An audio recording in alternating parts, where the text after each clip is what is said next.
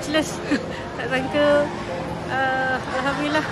Terima kasih banyak pada Tuan Menteri Besar atas prihatin dan bantuan untuk kami untuk mulakan baliklah kami punya kehidupan nanti untuk guna untuk anak sekolah dan apa yang perlu untuk basic lah. Terima kasih banyak. Semoga Allah rahmati, berkati, lipat gandakan lagi apa makmur, faham. Amin. Sebab kita semua balik beraya. Lepas tu bila benda berlaku, dapat call daripada jiran sebelah ni, dia pun tolong tinggal semua beres.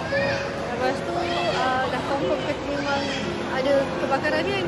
So kita memang rana balik. Saya balik dengan husband, anak saya tinggal.